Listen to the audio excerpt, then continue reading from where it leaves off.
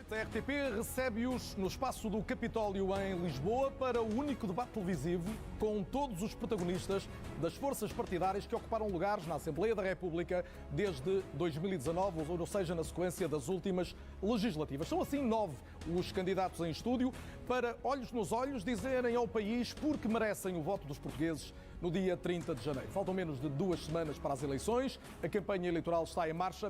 Vamos, pois, a este debate que junta António Costa, o secretário-geral do PS, Rui Rio, presidente do PSD, Catarina Martins, coordenadora do Bloco de Esquerda, João Oliveira, candidato da CDU e que substitui por razões de saúde Jerónimo de Sousa, teve alta médica no dia de hoje e poderá regressar na última semana de campanha, vale a pena dizer, Francisco Rodrigues dos Santos, presidente do CDS, Inês Sousa Real, porta-voz do PAN, André Ventura, presidente do Chega, João Coutinho Figueiredo, presidente da Iniciativa Liberal, e Rui Tavares, candidato do Livre por Lisboa. Boa noite a todos, muito bem-vindos à RTP. Apresentei-os pela ordem que resulta da votação de 2019 e será essa também a ordem das primeiras perguntas e das últimas, de modo a que não haja vantagem relativa de nenhum dos candidatos. Está na hora então de começar o debate, tentando esclarecer, para começar e com a brevidade possível, as questões relativas à governabilidade do país. Têm sido questões repetidas em alguns debates, é certo, mas haverá seguramente pontos que estão por completar.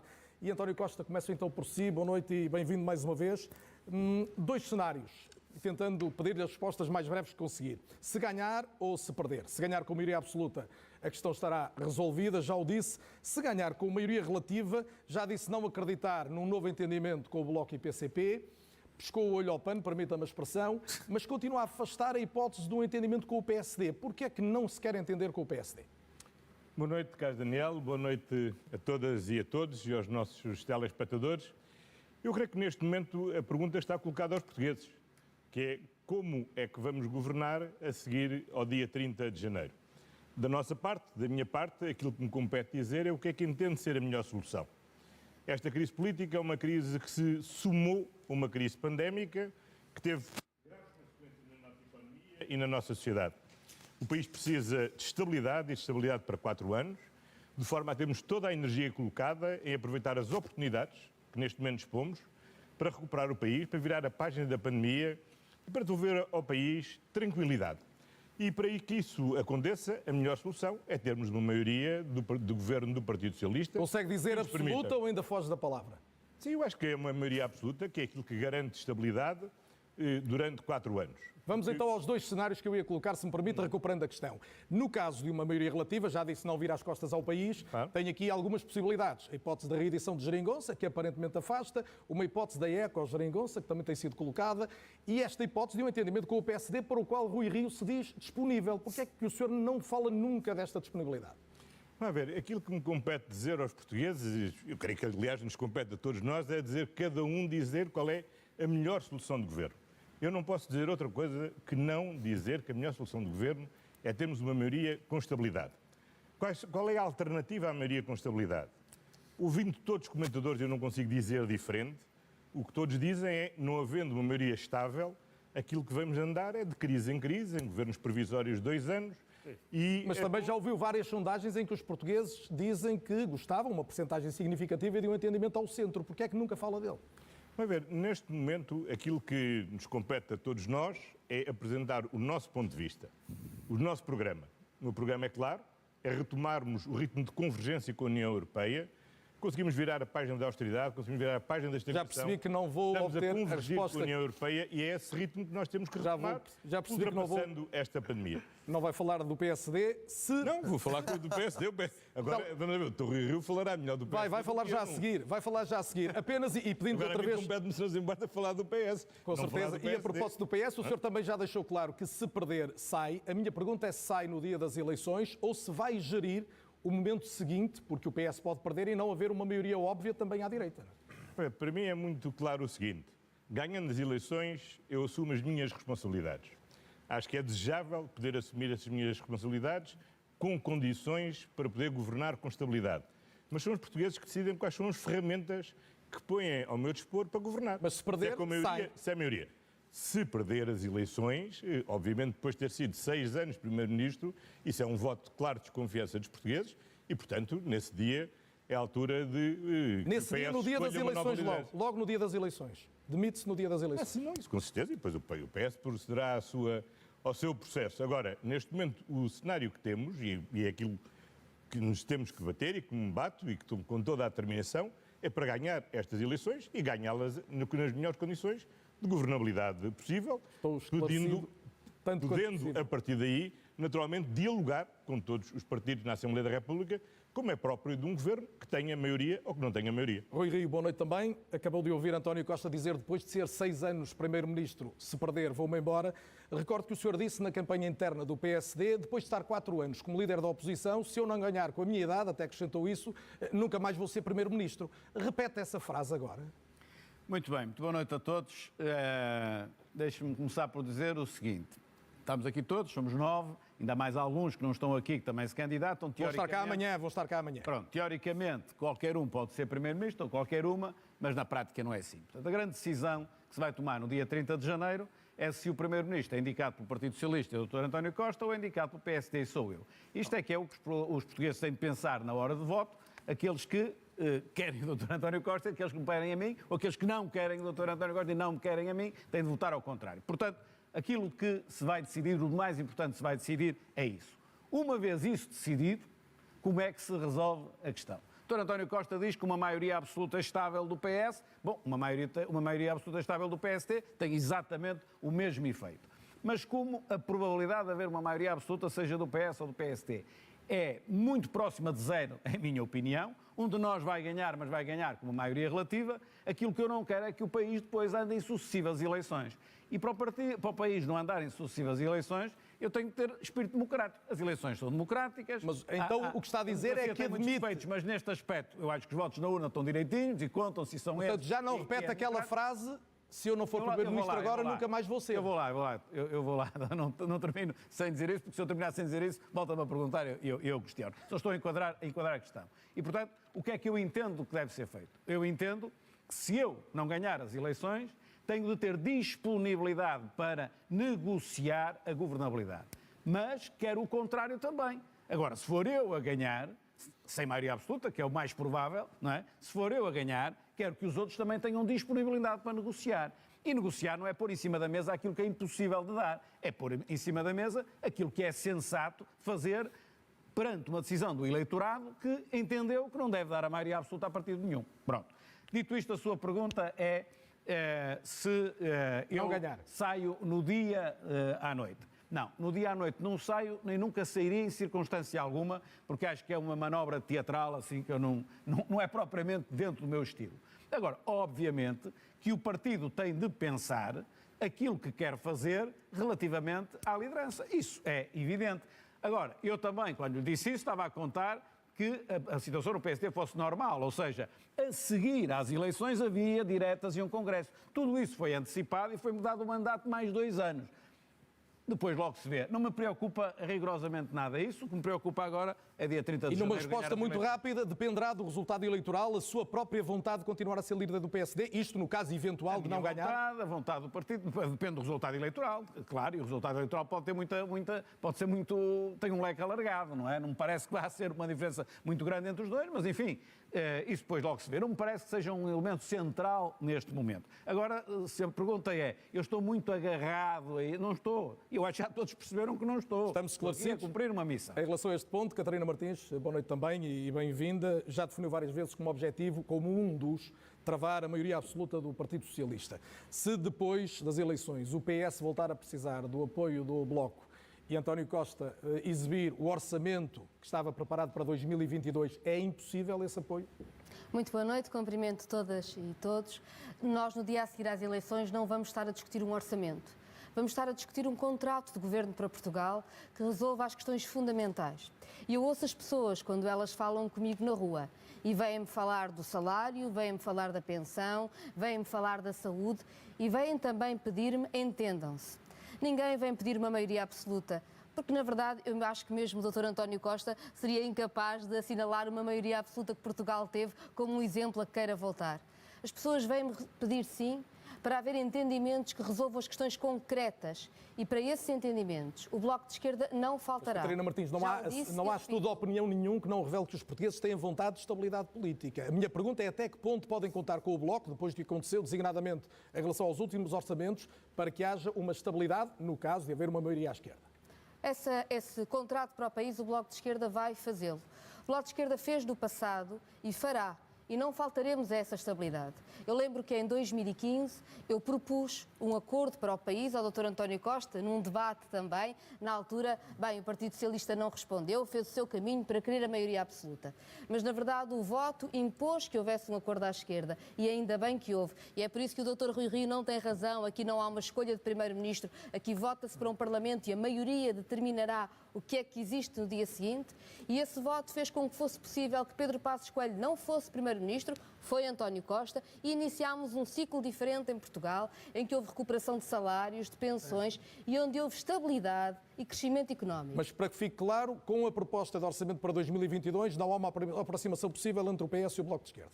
Nós não estamos a discutir uma proposta de orçamento. O próprio Partido Socialista, seguramente, quando vê como as urgências dos hospitais continuam sem médicos, quando percebe que há cada vez menos médicos de família. Faltam-nos 600 médicos de família para que toda a gente possa ter um médico de família. E o SNS forma 400 ao ano. Prometo-lhe que esse é um dos temas obrigatórios que o próprio Partido Socialista que atenderemos mais à frente. Fazer um melhor trabalho, porque sabe que assim não estamos a responder ao que mais conta, que é o direito de quem vive e de quem trabalha em Portugal a ter Já vamos seguramente a alguns dos seus temas de eleição. João Oliveira, bem-vindo também, já o disse, candidato da CDU, neste caso cabeça de lista por Évora, foi também líder parlamentar ao longo da legislatura anterior.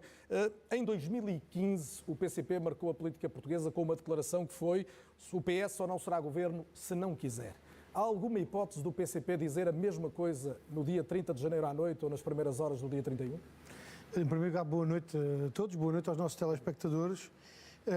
Eu acho que há hoje os 6 anos que fazem uma prova indesmentível. A CDU foi uma força decisiva para os avanços que 6 anos menos um, porque no último não aprovou. Não. Mesmo os últimos 6 anos comprovam isso, incluindo o último.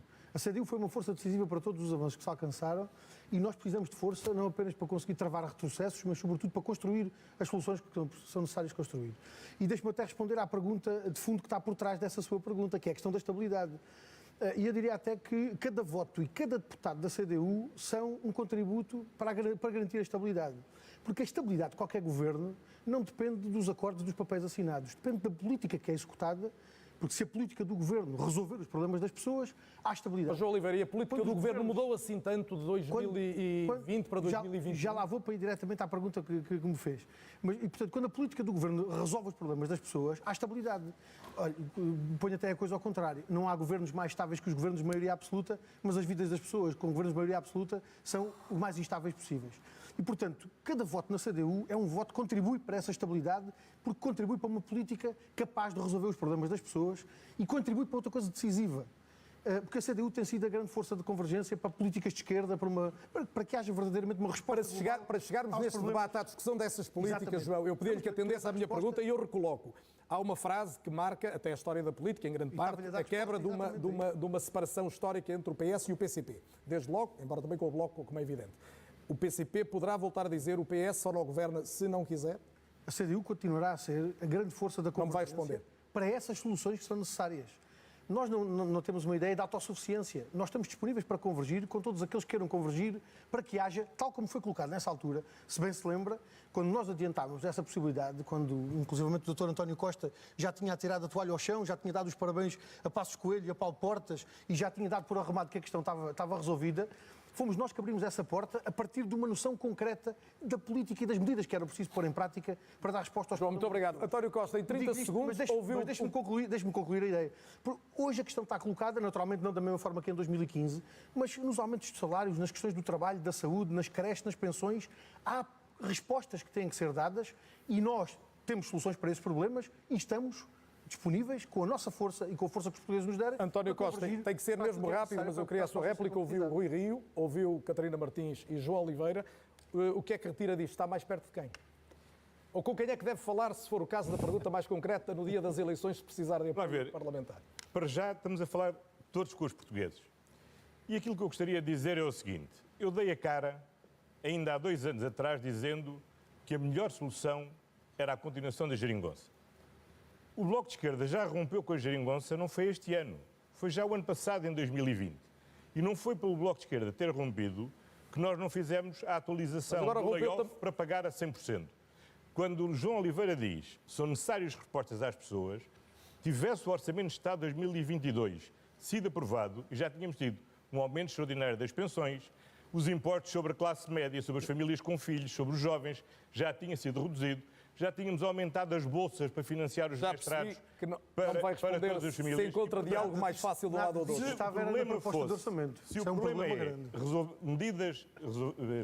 as políticas para resolver problemas, não era isso que faltava no E Orçamento eu vou de Estado. avançar até para tentar manter o Aquilo que equilíbrio de faltava, tempos. Deixe-me só terminar. Aquilo que faltou mesmo foi vontade política, porque senão o Orçamento de Estado não tinha chumbado na generalidade, teria passado pelo menos à especialidade, a negociação teria prosseguido e estou certo que hoje podíamos ter um bom orçamento já em vigor e não estaríamos a viver em duodécimos. Decorrente do critério que escolhemos para o Orçamento do Estado, talvez também possamos falar disso. Vou com certeza Teria falar, algumas até coisas porque a há dizer. matérias muito concretas que se relacionam com as questões económicas e com a questão do Estado Social e de vários dos setores concretos, mas olhamos mais à esquerda, porque teve maior representação nas últimas legislativas. Olho à direita, Francisco Rodrigues dos Santos. Sendo historicamente o CDS um partido muito próximo do PSD, esteve em cogitação uma coligação pré-eleitoral. Aparentemente será fácil o entendimento pós-eleitoral, se vier a ser necessário. Porque é que alguém há de votar no CDS e não em Rui Rio, que é condição indispensável, uma vitória do PSD, para haver um governo à direita? Boa noite, Carlos Daniel. Cumprimento todos os colegas de painel e começo com alguma bonomia por fazer uma provocação ao Dr. António Costa, que seria bom que, para responder a estas perguntas, trouxesse o Pedro Nuno Santos para estes debates, uma vez que disse que, caso não ficasse em primeiro lugar, mesmo com a hipótese da esquerda, muito remotamente, ter maioria no Parlamento, saía. Pode dar-se o caso de termos Pedro Nuno Santos a entender-se com a extrema-esquerda. De resto, a ala bolchevique do Partido Socialista. Estou certo que rapidamente garantia condições de estabilidade para se entender com o Bloco de Esquerda, com o PCP e levar por diante uma agenda radical a fazer lembrar bem os tempos do PREC. Portanto, quero dizer-lhe o seguinte.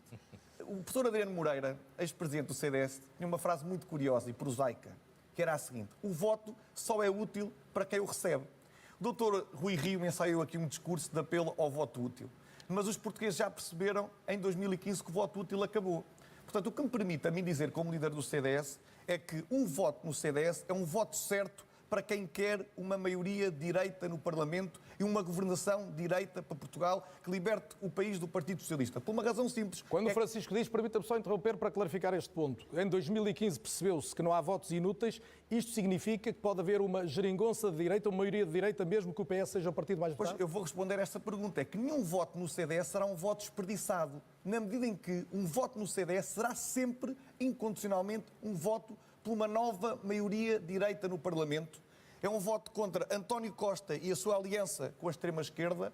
É um voto também contra o Bloco Central de Interesses, quer um, quer outro. Hoje abrem a possibilidade, fazendo dele um tema tabu, mas há um elefante na sala, que é a possibilidade destes dois partidos, sobretudo no voto no PST, ir parar ao bolso de António Costa. E, por outro lado, é também um voto numa direita que tem responsabilidade social e, portanto, se diferencia das outras e porque também na matéria de valores é conservadora e democrata cristã e não tem uma agenda igual à do Bloco de Esquerda e, por outro lado, também é um antídoto contra algum fanatismo populista. Mas não respondeu à minha pergunta. Admite uma geringonça de direita?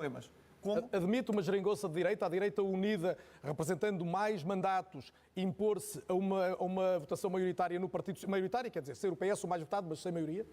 O que parece-me evidente que inaugurou-se uma nova praxe parlamentar, e aqui temos que dar mérito ao Dr. António Costa, como de resto aconteceu nos Açores, em que foi possível PST e CDS entenderem-se para formar essa nova maioria direita. O que eu digo é que eu não faço arranjinhos nem com a esquerda, nem com a extrema-esquerda. Portanto, da parte do CDS, estamos disponíveis, integrando as nossas propostas, liberdade de escolha na saúde, na educação, bem, já lá vamos às propostas, na natalidade, Francisco. na habitação, no Inês choque Sousa fiscal, Real, para construir esta solução alternativa Já vamos à às esquerda propostas, Francisco. e para libertar o Quanto país mais do Partido depressa Socialista. esgotarmos a questão da governabilidade, mais depressa iremos às propostas concretas e é, obviamente, o essencial do debate esta noite. Mas Inês Sousa Real, bem-vinda também. O PAN diz ao centro, diz que pode viabilizar um governo do PS como do PSD. A verdade é que votou pela viabilização de todos os orçamentos do Partido Socialista, incluindo o último na generalidade, e também votou favoravelmente, é o partido que mais o fez, 70% das iniciativas do Governo, das iniciativas legislativas do Governo.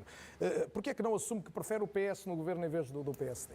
Antes de mais, muito boa noite. Boa noite e bem-vindo. Daniel. Muito boa noite a todas e a todos aqui no painel e a quem nos está a acompanhar lá em casa. Deixar claro que, para já, a convergência que tem existido na Assembleia da República tem sido, de facto, PS e PSD que mais têm convergido na sua votação.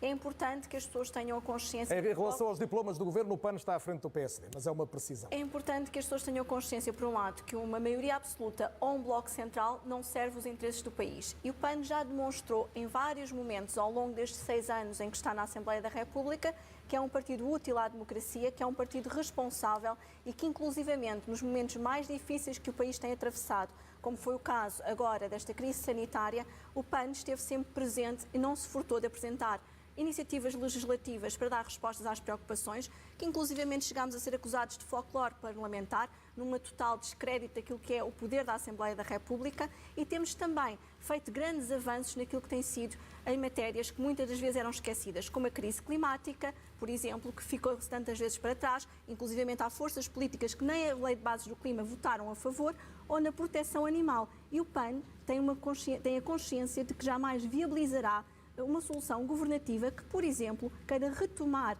e fazer retrocessos em matéria de proteção animal, como, por exemplo, a tauromaquia. Ideologicamente, está mais perto do PS ou do PSD? Ou a questão é meramente estratégica de colocação ao centro? Vamos lá ver. O PAN é um partido que constrói pontes ao invés de erguer muros. O PAN está, primeiramente que tudo, comprometido com o seu eleitorado. A coligação que o PAN quer fazer é com o país, é com as portuguesas e com os portugueses e com as causas que formam o seu ideário. Aquilo que jamais viabilizaremos são retrocessos civilizacionais, como muitos querem retomar e retrazer para a nossa sociedade, esquecendo-se que a sociedade está ao lado não só do progresso civilizacional em matéria de proteção animal, mas também em matéria de direitos humanos, e estar a tentar alimentar não só balão de oxigênio da tauromaquia. Já percebi que vai ser daqui esta noite numa equidistância, pelo menos uma tentativa de equidistância. Esquecendo setores que foram tão dizimados como o setor Vamos cultural. aos setores todos daqui a pouco. Inês está prometido. André Ventura, bem-vindo também e boa noite. Boa noite. Eu gostava de lhe pedir, primeiramente, um esclarecimento definitivo, se possível e claro. Viabiliza ou não uma solução do Governo à direita, mesmo sem ir para o Governo? A resposta é fácil, é de sim ou não. Boa noite também aqui a todos. Bem-vindo e obrigado. Os companheiros.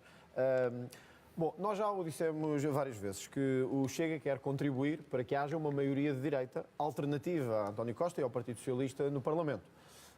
As sondagens dizem isso, ainda as sondagens de hoje, ainda que haja uma distância entre a maioria de esquerda e direita, é possível. E é possível com o Chega, não será possível de outra qualquer maneira. E por isso a questão deve ser colocada de outra maneira, que é se Rui Rio e o PSD aceitam ou não uma maioria de direita que inclua o único partido que neste momento, de acordo com as sondagens, pode dar essa maioria de direita. E, portanto, o Chega sempre se mostrou disponível. André, independentemente da oportunidade dessa pergunta, e poderei colocar lá Rui Rio, a pergunta para si continua a ser esta, até porque o André Ventura já disse coisas diferentes e menos diferentes.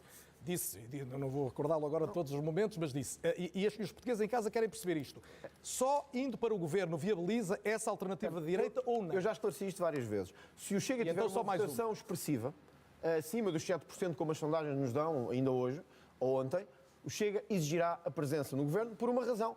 Porque nós olhámos para a experiência que tivemos nos Açores e não correu bem. A luta contra a corrupção e o Gabinete contra a Corrupção avançou apenas porque o Chega o exigiu. A redução das clientelas da administração regional apenas reduziu porque o Chega o exigiu e ainda não reduziu como queríamos a redução da subsídio à dependência. E, portanto, nós aprendemos com os Açores que o PSD não é capaz, sozinho, de fazer reformas estruturais. E por isso, se tivermos esta votação expressiva que as sondagens nos dão, mas vamos esperar pelo dia 30 para ver, o Chega exigirá a presença, porque naturalmente o voto no Chega não pode ter menos valor do que o voto noutros partidos, nem no PSD, nem no CDS, nem na Iniciativa Liberal. E portanto, é uma exigência legítima, se me disser. E se o Chega tiver uma votação... A verdade é que nas eleições mais recentes, o André Ventura quis ser segundo nas presidenciais e não conseguiu, não elegeu vereadores em Lisboa e no Porto, que são centros urbanos decisivos para eleger. Posso lhe garantir que se o Chega tiver o mesmo resultado que eu tive nas presidenciais, será a terceira força política. Eu não devido, mas são eleições diferentes, como sabe. Mas o seu objetivo não era esse. Meio milhão de votos. E o seu objetivo quantificado é chegar, por exemplo, a 20 deputados, coisa que o Bloco de Esquerda esteve perto, mas nunca chegou. O PCP há muito que não chega. Se não chegar aí é uma derrota? Não, não é uma derrota. Este é um objetivo. A sondagem de ontem dava-nos 9%, ou seja, muito perto dos 20 deputados. O que significa que é possível, é uma luta possível. Vamos ver até dia 30. Os portugueses estão muito descontentes com o rumo que o país seguiu, querem um rumo diferente e querem uma direita diferente, que não tenha medo de dizer as palavras, que não seja sempre olhar para trás e a querer colocar-se nos ombros da esquerda. Eu já disse aqui, Rui Rio, se o PAN viabilizou 70% dos diplomas de António Costa e do PS, Rui Rio viabilizou 60%. E por isso, quer dizer, quando o Rui Rio diz assim, nós somos a alternativa ao Partido Socialista, mas que alternativa? Se viabilizaram 60% dos diplomas do Partido Socialista. Portanto, as pessoas na rua sabem que a alternativa ao Rui Rio, na verdade, não é uma alternativa ao Partido Socialista. E por isso preferem dar o voto, como as sondagens mostram, a António Costa e ao Partido Socialista. Portanto, resumo da questão. Não haverá maioria à direita sem o Chega, segundo os números que temos hoje. Se o Chega tiver a votação que as sondagens indicam, exigiremos presença governativa. Se tiver menos votação, conclusão, votação residual, vai ter que ponderar e depois decidir o que faz no Parlamento. Faremos o que fizemos no Parlamento desde sempre. Votaremos a favor quando for bom para o país, votaremos contra quando for mau para o país. Obrigado. Agora, João Coutinho acordo Figueiredo. só nesse caso. Assumiu uma meta também ambiciosa, mas não tanto como a do Chega, de chegar a 5 mandatos pelo menos. Um voto na Iniciativa Liberal pode, todavia, significar menos um no PSD. E coloco-lhe, no fundo, a questão que coloquei ao Francisco Rodrigues Santos. Só há governo à direita se Rui Rio ganhar as eleições a António Costa, ou estou errado? Não é ganhar eleições. Boa noite mais uma vez e bem-vindo. Muito boa noite aos senhores espectadores, a todos os líderes partidários aqui e uma boa noite especial ao Carlos Daniel, porque já tentou por 5 vezes que António Costa dissesse para que é que quer o voto dos portugueses e ainda não percebemos. Foi muito louvável a insistência, mas eu queria sublinhar que o que está aqui a acontecer é de extrema gravidade, porque o PS, o António Costa, está a pedir os votos aos portugueses e não está a explicar para quê. Não está a explicar que política de alianças tem, que o governo desviabilizaria, com quem se coligaria. Está a dizer que vai apresentar o mesmo orçamento que foi chumbado há poucos meses no Parlamento, exatamente da mesma forma. Foi chumbado, não vejo maneira de ele voltar a ser aprovado. Diz que esse é o orçamento que permitiria aliviar o IRS da classe média, quando a única coisa que vai fazer é desdobrar escalões do IRS no primeiro ano e depois não mais. Os pensionistas estão a tentar, com o aumento extraordinário, comprar o seu voto no imediato. É de extrema gravidade. Mas pior, nos últimos dias tem vindo a dramatizar esta situação, dizendo, bom, se não for o PS, vêm aí perigos imensos, é uma espécie de filme de terror, se não for o PS, provavelmente a ter maioria absoluta. Não é assim que se faz política. E depois faz uma coisa que eu acho particularmente grave, que é argumentar com a estabilidade como se a estabilidade fosse um bem em si. O próprio comandante do Titanic, a estabilidade do seu rumo, não levou a bom porto. Gostaria muito de ter mudado o rumo daquele navio naquela altura. E recordo que, para os espectadores mais desatentos, em 2011, no Congresso do Partido Socialista, havia uma moção que tinha como primeiro subscritor José Sócrates, que se chamava Defender Portugal, Construir o Futuro. Essa moção foi aprovada a 27 de março de 2011. A 6 de abril, 10 dias depois, a Troika era chamada para entrar em Portugal. Portanto, foi um futuro relativamente curto. O coordenador da elaboração dessa moção e apresentador, tanto quanto sei, nesse congresso, foi António Costa, lembra-se bem. O lema dessa moção era estabilidade. E a palavra estabilidade era mencionada 13 vezes. Portanto, não vale, não sei quantos anos depois, neste caso quase 11 anos depois, voltar a usar o argumento da estabilidade quando um rumo que Portugal está a seguir. E é esse o tema que temos de discutir aqui todos a fundo. O rumo que Portugal está a seguir não é um rumo que leve à subida de salários, à criação de oportunidades. Um rumo alternativo ao do Partido Socialista. Isto para voltar à iniciativa liberal, é aquilo que fará resultado no dia 31 de janeiro. A seguir ao dia 30 de janeiro, o que é que fará? E a minha pergunta que coloco é... Porquê é que se há de votar na iniciativa e não no PSD? Definiu-a com clareza, como faz sempre, com o seu programa muito bem estruturado, com a sua ideologia muito bem marcada, com os seus objetivos eleitorais muitíssimo bem definidos, e os portugueses sabem exatamente o que é que votam quando votam na iniciativa liberal, ao contrário do que o PS fará com o seu voto. E com o voto da Iniciativa Liberal já mostramos disponibilidade para nos sentarmos com o PSD a discutir o que é que seria um programa de governo alternativo a este socialismo que nos tem desgovernado. O PSD diz que vai ser fácil o entendimento consigo. Diga-me em 30 segundos, não posso dar mais. Não vai ser fácil. Vai ser fácil. Estão lá, há uma cultura democrática. Não sabe se vai ser fácil? Não sei, na altura logo se verá, não é? As negociações sabem como é que se começa, não sabem como é que se acaba. O que eu quero dizer é que, sem a Iniciativa Liberal, o PSD pode-lhe faltar o ímpeto reformista e a coragem de fazer as reformas até ao fim, que a Iniciativa Liberal acha fundamentais fazer em Portugal. Muito obrigado. Rui Tavares, candidato do LIVRE, cabeça de lista por Lisboa, bem-vindo também. Lançou a ideia da ecogeringonça, dando a entender, e isto é uma interpretação minha, eu ia dizer uma interpretação livre, mas é melhor evitar a expressão, um entendimento que pode acontecer à esquerda de uma forma relativamente fácil e coesa. A minha pergunta é, se calhar um pouco na linha do que perguntava ao João Coutinho Figueiredo, que força negocial é que lhe vai restar a seguir para a recusar algumas ideias do Partido Socialista ou, no limite, dizer por aí não há maioria de governo, se o LIVRE vier a ser importante, significativo para essa maioria? Como, aliás, as sondagens indicam. Boa noite, obrigado pela pergunta, boa noite a todos e a todas. É um privilégio estar aqui a debater convosco e com os nossos concidadãos o futuro do país, privilégio do qual temos que saber ser merecedores. Não vale a pena ter grandes jogos de sombras chinesas com esta questão, que é uma questão simples em qualquer lugar do mundo. Se houver uma maioria à esquerda, nós seremos parte da solução. Se houver uma maioria à direita, nós seremos parte da oposição. E sabemos até perfeitamente o que é que António Costa vai dizer a seguir aos resultados eleitorais. Em primeiro lugar, vai dizer vamos lá ver, porque esse é o seu bordão de linguagem que ele repete muitas vezes, e a seguir vamos ver.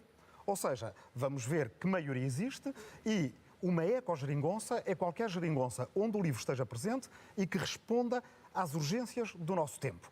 Que reverta os danos do passado, como a geringonça inicial fez com os danos da Troika, que reverta o dano... Só para esclarecer, uma ecogeringonça envolve o LIVRE e o PAN, ou pode envolver também a CDU, PCP mais PEV e o Bloco? Será o mais ampla possível. O que nós propomos é um roteiro que me parece claro e que, aliás, após as eleições, ninguém dirá que discorda dele. Antes das eleições podem chutar para canto, mas depois não.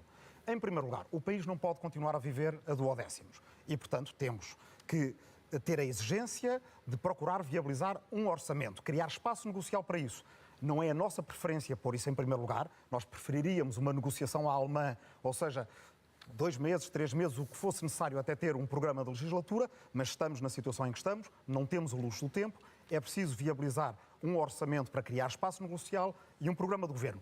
E a seguir, até ao próximo 25 de Abril, divulgar as linhas gerais de uma agenda para um novo Rui Tavares, permita-me, se fatalmente quase havendo uma maioria à esquerda quer estar a fazer parte dela, porque é que se há de votar em si e não no Partido Socialista? Por uma razão muito simples, porque não se escolhe só um primeiro-ministro. Escolhe-se a composição de uma maioria, escolhe-se que deputados e deputadas preferimos ver na Assembleia da República e escolhe-se que tipo de política queremos ter nos próximos anos. Ou seja, se queremos ter uma política feita de taticismos, a navegar à vista, em que às vezes temos a sensação que o país é um bocadinho como a seleção, joga para o empate, e quando se joga para o empate normalmente perde-se, ou se queremos ter uma política mais plural, em que os fantasmas, os papões da instabilidade sejam afastados, porque o que é normal em qualquer país da Europa é haver uma cultura de diálogo e compromisso, e essa nós temos-la, e também é muito importante haver freios e contrapesos dentro da própria maioria de esquerda. Eu acho que olhamos para todos os estudos sobre intenção de voto, e se há coisa que é constante há muitos anos é que as pessoas não querem uma maioria absoluta. Só serão forçadas a uma maioria absoluta por uma pressão tática. Estrategicamente, os portugueses e as portuguesas querem pluralidade. E o voto no LIVRE é o voto que nos livra do dilema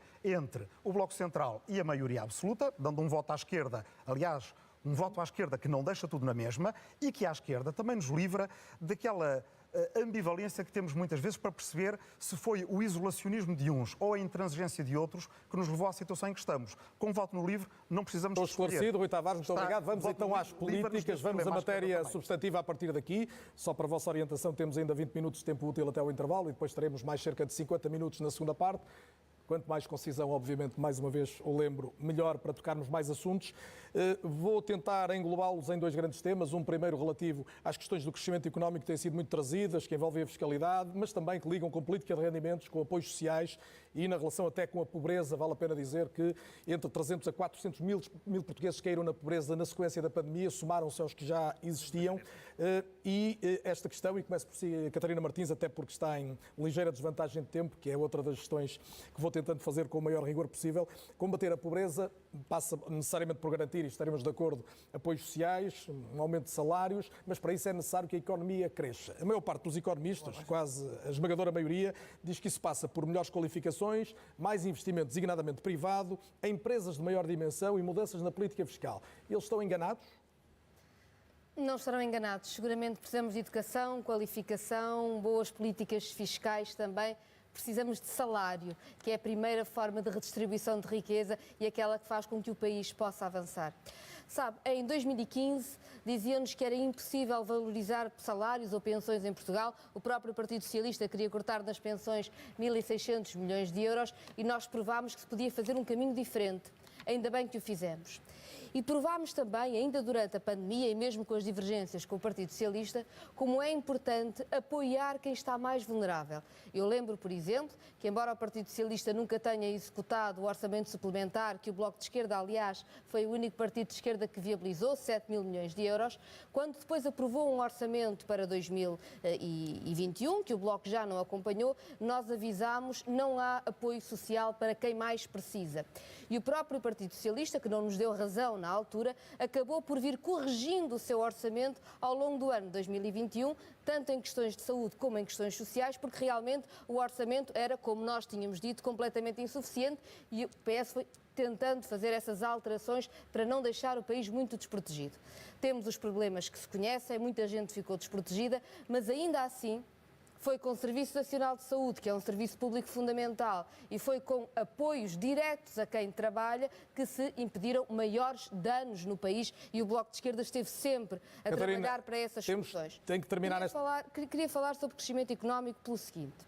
Tenho ouvido muito à direita quem nos queira convencer que se fizermos a vida mais fácil a quem tem mais rendimentos, o país irá crescer.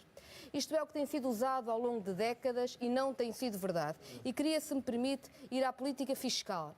Nós acreditamos que é importante e que é possível descer o IRS sobre quem vive dos seus rendimentos do trabalho e que tem salários e pensões Descendo nas taxas, baixos, propriamente, além dos médios. escalões? Sim, mas achamos também que é muito importante descer o IVA de algo tão fundamental como a eletricidade. Estamos no inverno.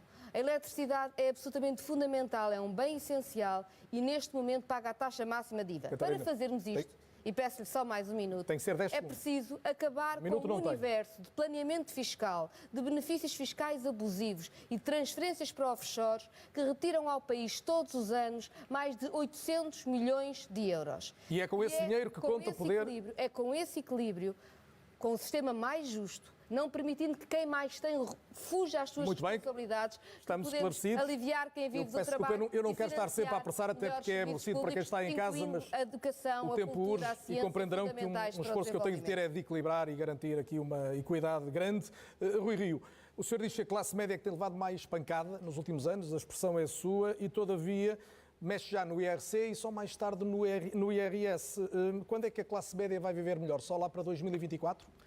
Olha, o que a doutora Catarina Martins diz, eu não concordo muito, porque diz que é preciso baixar o IRS, é preciso baixar o IVA da eletricidade. Eu acho que é preciso baixar o IRC, o IVA, o IMT, o IMI, é preciso baixar tudo. Isso eu até acho que é preciso baixar tudo. Só que nós só podemos baixar aquilo que o orçamento permite. E as governações à esquerda o que têm feito é o contrário, não é baixar, é subir sempre a carga fiscal. Por isso, a opção, e aí é que está a questão, primeiro o IRC ou primeiro o IRS? Se for primeiro o IRS é continuar mais do mesmo, é nós fomentarmos a distribuição sem termos cuidado da produção. E quando nós distribuímos aquilo que não temos, quando queremos que os portugueses gastem aquilo que ainda não produzem, ou dá inflação quando estou a consumir bens internos, ou então dá déficit da balança de pagamentos porque eu faço mais importações que as exportações, desequilibra isto tudo. Um dia até foi preciso chamar a Troika precisamente pelo endividamento externo. Portanto, nós temos de ter uma política coerente se queremos que os portugueses vivam efetivamente melhor. O senhor já tem dito isso. Vivam efetivamente melhor e não criar a ilusão do momento. O senhor já tem dito Para isso é preciso cuidar primeiro da produção para depois, de uma forma sustentável, dar uma melhor vida aos... Eu vou dar-lhe mais um minuto, mas gostava de lhe colocar esta questão. O senhor acaba de dizer que é preciso crescer mais, criar mais riqueza para distribuir, mas nesta altura já é preciso distribuir bastante, porque há, obviamente, encargos do Estado, como tem reconhecido também várias vezes. O senhor quer ficar com o Estado na dimensão idêntica, melhorando apenas a gestão em termos gerais, ou é preciso cortar? Em termos de valor absoluto da despesa, é absolutamente impossível reduzi-lo. Valor absoluto da despesa. Em termos da relação entre a despesa e o produto, é possível e desejável baixar. Hoje, a despesa global do Estado anda num valor próximo dos 50% do produto. Aquilo que eu entendo é que isso é um exagero e temos de reduzir, mas reduzir relativamente ao produto. Ou seja, se produz mais, também pode ter mais despesa e, mesmo assim, o crescimento da despesa é menor que o crescimento do produto. É isto que nós queremos, em equilíbrio. Eu não quero fazer uma revolução, eu não quero partir tudo. Eu quero mudar o rumo, eu quero fazer uma mudança e seguir um caminho diferente. Mas no imediato, exclui, por exemplo, cortes de pensões e cortes no setor empresarial do Estado, por exemplo. Cortes de pensões? Não, exclui, eu disse exclui, o senhor já excluiu. Não ouviu o verbo. Excluo isso, assim como excluo mesmo ao nível dos funcionários públicos, quer dizer, eu não corto, então fica na mesma com a taxa de inflação que começamos a ter, começa a ganhar menos. Não. Têm de ter, pelo menos, os aumentos da inflação e depois, naturalmente, os ganhos de produtividade que possam existir. Isso é absolutamente evidente. Agora, se nós organizarmos melhor a despesa pública, se nós racionalizarmos a despesa pública, que foi o que eu já fiz em empresas privadas ou na Câmara Municipal do Porto a uma escala diferente, se nós fizermos isso, nós conseguimos, obviamente, com menos receita e menos despesa, em termos relativos, naturalmente, conseguir muito melhor. Há um grande desperdício. Olha, o que se passa na saúde agora, exemplo, com o facto de não terem negociado a tempo e horas a energia para os hospitais. O organismo que tem os serviços partilhados do Ministério da Saúde. Neste momento vão pagar energia os hospitais 3 vezes mais. Já vamos à saúde, seguramente, uma possibilidade de poupança. Nem é poupança, é António Costa. Sabe que uma das críticas principais que tem ouvido é em relação à aposta no crescimento económico, designadamente dos partidos mais à direita, como ainda agora Rui Rio dizia, e a verdade, sendo verdade que o país cresceu entre 2016 e 2019, como não tinha crescido ainda neste século, e os números são objetivos, convergindo até com a média europeia, também é verdade que foi ultrapassado no crescimento por vários outros países. O senhor esteve em todos os governos do Partido Socialista e foram a maioria dos que aconteceram ao longo dos últimos 20 anos. A minha pergunta é como é que o senhor explica que Portugal tenha sido ultrapassado por 10 países, sensivelmente? Bom, entre 2016 e 2019, a economia portuguesa cresceu 7 vezes mais do que nos 15 anos anteriores. Nestes 6 anos, temos mais meio milhão de portugueses que estão empregados e menos 400 mil portugueses que estão em situação de pobreza ou de exclusão social. Este crescimento assentou no aumento do investimento privado. O ano passado, em 2021, nós tivemos só nos primeiros 9 meses do ano 20 mil milhões de investimento das empresas, o que significa uma grande confiança das nossas empresas no crescimento da economia portuguesa, e é isso que nos permite, neste momento, termos uma taxa de desemprego que já está abaixo do nível que tínhamos antes da crise. Qual é a nossa ambição para os próximos 4 anos? A nossa ambição é acelerar este crescimento. E porquê é que podemos acelerar? Porque hoje temos 2 coisas fundamentais. Primeiro, recursos disponibilizados pela solidariedade da União Europeia, que não dispunhamos anteriormente, para fazermos mais e melhor e, portanto, irmos mais rápido e crescermos sempre acima da média europeia. Segundo lugar, porque nós hoje dispomos de um sistema científico mais robusto, que está a trabalhar mais próximo das empresas, o que é fundamental para alimentar um ciclo de inovação, e temos recursos humanos cada vez mais qualificados. António Costa. E o grande investimento que nós temos de fazer é nas qualificações e na inovação, e para isso é fundamental também nós fixarmos e criarmos melhores condições de trabalho para quem trabalha em Portugal. Quer o seu sublinhado em relação ao passado recente, quer a sua projeção, mas a minha pergunta é porquê é que em 20 anos fomos ultrapassados por tantos países que chegaram mais tarde, designadamente aos benefícios resultantes da adesão à Europa? Bom, a história explica isso. O que nós temos é que nos focar no futuro, e há uma coisa que lhe queria sublinhar. É que desde que eu sou A história quer dizer o quê? Não, desde que eu sou Primeiro-Ministro, pela primeira vez neste século, Portugal cresceu acima da média europeia. Ou seja, aproximámos-nos dos países mais ricos. E se formos ver quais são os fatores fundamentais para o crescimento económico, como sejam as qualificações, como seja o investimento em ciência, nós ultrapassamos alguns dos países mais modernos do que nós. Por exemplo, nós ultrapassamos, por exemplo, a Itália ou o Luxemburgo. Em matéria de qualificações, nós ultrapassamos com o número de estudantes a frequentar o ensino superior. Nós ultrapassamos, por exemplo, países como a Alemanha ou países como a Dinamarca. E, portanto, nós, com os países com quem nós temos que nos ambicionar, aproximar, nós temos estado a avançar nesse sentido. E para avançar mais, nós temos que criar melhores condições para as pessoas viverem e trabalharem em Portugal. Por isso é que é fundamental não adiar para 2025 ou 2026 a redução do IRS. E a redução do IRS não é só mudar escalões. É com a mudança de escalões nós baixamos a taxa. Não tem mais tempo para essa questão? Segundo lugar, que é muito importante, deixe-me só terminar, porque isto é fundamental. As novas gerações, que são as gerações mais qualificadas que o país alguma vez dispôs, têm que ser as mais realizadas.